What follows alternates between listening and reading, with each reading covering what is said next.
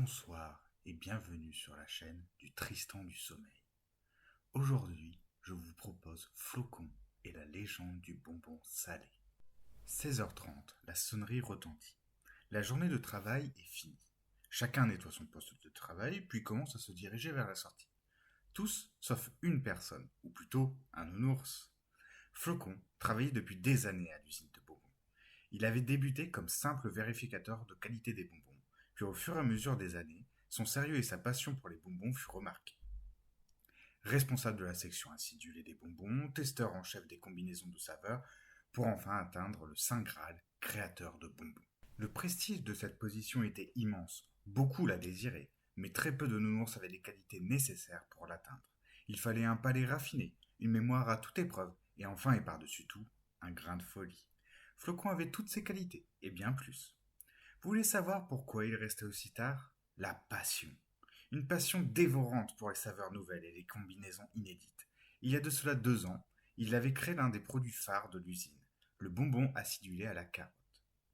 Depuis, plusieurs créations relativement populaires. Mais rien de mieux. Or, c'est ce qu'il désirait. Il voulait se surpasser. Il y a de cela quelques jours, il était parti à la librairie nationale des nounours. Il y avait trouvé un ouvrage des plus intrigants, écrit il y a plus de 100 ans par Théodore Toudou. Certains des plus grands classiques dont nous raffolons avaient été inventés par ce même nounours. Certains affirmaient même qu'il avait proposé de faire le bonbon à la menthe. Il est peu probable que ce soit la vérité, mais c'est pour dire le respect qu'avait le peuple des nounours pour Monsieur Toudou. Au début, il n'y vit rien de nouveau, mais il aperçut 2 feuilles collées par du caramel. Qui sait depuis combien de temps elles étaient collées? Flocon les décolla lentement, et il tomba sur une recette, celle du bonbon salé. Il eut beaucoup de mal à dormir. En effet, il ne pouvait s'empêcher de penser à cette recette, à ses ingrédients. Des fleurs de trapada bouillies puis séchées, une réduction de jus d'ortie, une pincée de sel. Laissé reposer au frais, puis dégusté. Ça ne devait pas être très bon puisque personne n'en avait jamais parlé. Oh, excusez-moi, vous vous demandez sans doute ce qu'est le trapada. C'est une fleur qui pousse dans une contrée lointaine, dangereuse, connue seulement des ours en peluche. Elle était utilisée dans certains remèdes de grand-mère, mais depuis plusieurs décennies, plus personne n'en parlait. Revenons au début de notre histoire. Que faisait notre ami? Il préparait son baluchon. Il avait rassemblé tout le nécessaire habituel, des cailloux, un saucisson, son instrument de musique et quelques bonbons pour la route. Car la passion qu'il avait pour les bonbons lui a ordonné d'essayer la recette de Monsieur Toudou et de savoir une bonne fois pour toutes si ce bonbon devait être connu de tous ou alors s'il devait être oublié pour de bon. Flocon embarqua dans le premier train pour la ville de Suro, la première étape de son voyage qui le conduirait aux fleurs de Trapada.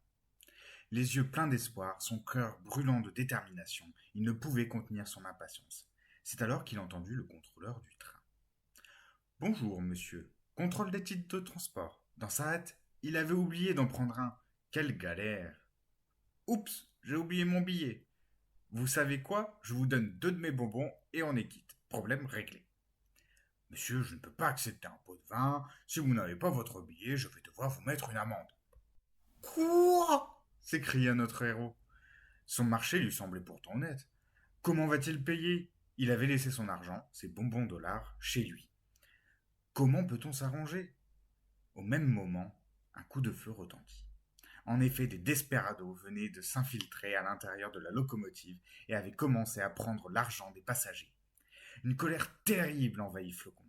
Non seulement il allait avoir une amende, en plus, il n'allait pas dormir dans son lit, il venait tout juste de réaliser ce détail. Mais en plus, maintenant, il y avait des méchants à bord du train. Il se leva et d'un pas décidé alla dans la locomotive arrière où se trouvaient les malfrats.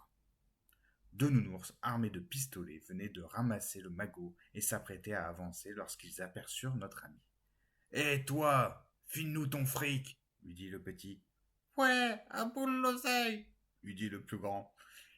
Il est incroyablement rare pour un nounours de se tourner vers le crime. Contrairement aux humains, qui sont très nuancés, les ours en peluche sont beaucoup plus simples. Ils aiment dormir, danser, faire la bagarre, faire des blagues et aussi manger des bonbons. À ne pas confondre avec manger tout court, ce sont 2 activités totalement différentes. N'allez pas dire à un nounours que c'est la même chose, sauf si vous voulez avoir des problèmes. Il n'y avait qu'une seule chose qu'il aimait plus que les bonbons, c'était la bagarre. En effet, il avait une ceinture noire en karaté, en kung-fu et une en karaté-fu, un mélange des deux. Sans dire un mot, il se jeta sur le plus grand et lui mit sa pâtée. Avant même que le petit ait eu le temps de réagir, une vingtaine de claques, coups de poing et coups de pied étaient partis. Alors que Flocon se releva, prêt à faire subir le même sort au second brigand, celui-ci se rendit. Ouf! Crise réglée, et Flocon se sentait bien plus détendu. Ayant sauvé le train, le billet lui fut offert. Tout était rentré dans l'ordre.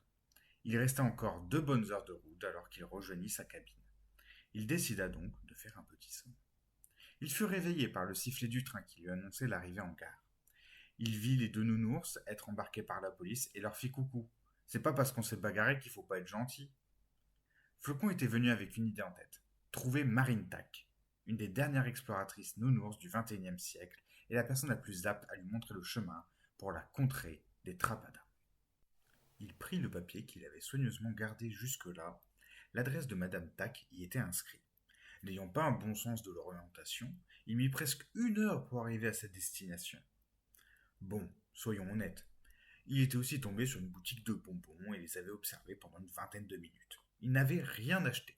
On n'a pas le temps, se dit le nounours. Et puis surtout, j'ai pas de sous, pensa-t-il.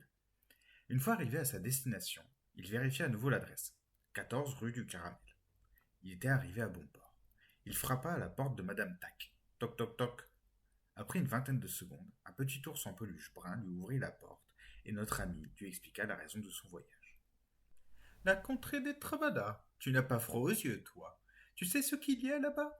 Des serpents de plusieurs mètres de large. De large, mon ami.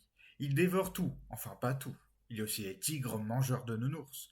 Ils font 3 mètres de haut et sont plus rapides qu'un train. Et ne parlons pas des plantes, car à part le Trapada, il n'y a rien de bon là-bas. Il n'y a que des plantes carnivores ou vénéneuses. Si tu vas là-bas, tu mourras. Elle attendit plusieurs secondes, puis, voyant Flocon imperturbable, elle éclata de rire. Tu as passé mon test. Rien de ce que j'ai dit n'est vrai. Je voulais juste voir si tu étais un froussard. La vérité est que Flocon était obnubilé par l'armoire remplie de bonbons de Madame Tac, et qui n'avait pas écouté un traître mot de ce qu'elle lui avait dit. Son rire l'avait cependant ramené à lui-même, et il décida d'hocher la tête pour faire comme s'il avait compris. Cette contrée héberge un grand nombre de plantes et d'animaux fragiles. Je veux bien t'y conduire à condition que tu n'en parles à personne et que tu ne prennes que quelques trapadas. Top là, dit Flocon. L'accord scellé, notre nouvelle amie prépara son baluchon afin de se préparer à l'aventure. Elle y mit ses cailloux, son saucisson, son instrument de musique et quelques bonbons pour la route. Ils prirent l'avion de l'exploratrice et partirent ensemble. Pour la première fois de sa vie, Flocon vit la contrée des Trapadas. Il s'agissait d'une forêt verdoyante et peuplée d'arbres gigantesques. Impressionnant, non? Flocon ne répondit pas. Aucun mot ne lui vint. Il était fasciné. Ils trouvèrent une petite clairière où atterrir et se mirent à explorer les alentours. Après une petite dizaine de minutes, Marine Tac pointa du doigt une fleur pourpre. Le voyage de Flocon touchait-il à sa fin? Il approcha, prit quelques trapadas. Pendant sa cueillette, il observait les alentours. Il vit un arbre au tronc bleu, des sortes de lucioles, un fauve qui le regardait en se léchant les babines, des champignons ressemblant à des livres, des papillons multicolores et... Attends, un fauve? L'animal bondit sur Flocon, qui échappa de justesse au coup de griffe. Nos 2 amis étaient cernés par les animaux. Gardons notre calme, proposa l'exploratrice. Il est seul, si nous nous coordonnons bien, je pense que nous pouvons nous échapper et... Paf! Le poing de Flocon frappa le museau du fauve. Marine Tac se tut. Elle ne comprenait rien au comportement imprudent et irréfléchi de son ami. Mais Flocon savait. Il avait compris instantanément. L'animal était un combattant, comme lui. Les patounes devaient parler. C'était la seule manière de régler honorablement ce conflit. Il se mit en posture de combat et d'un signe de la main invita son adversaire à passer à l'attaque. Il ne se fit pas prier et il bondit de nouveau. Chaque coup du tigre était mis en échec par l'expertise en arts martiaux du nounours. Au bout d'une vingtaine de minutes, l'animal s'inclina et accepta la défaite. En signe de respect pour son adversaire, Flocon lui donna les bonbons qu'il avait mis dans son baluchon, le remercia et invita son ami à retourner à l'avion. Que d'émotion! Jamais personne n'avait vu cet animal.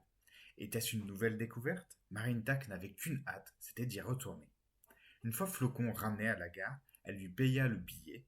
Et oui, il n'avait toujours pas d'argent et lui tapa dans la main avant de repartir à ses découvertes.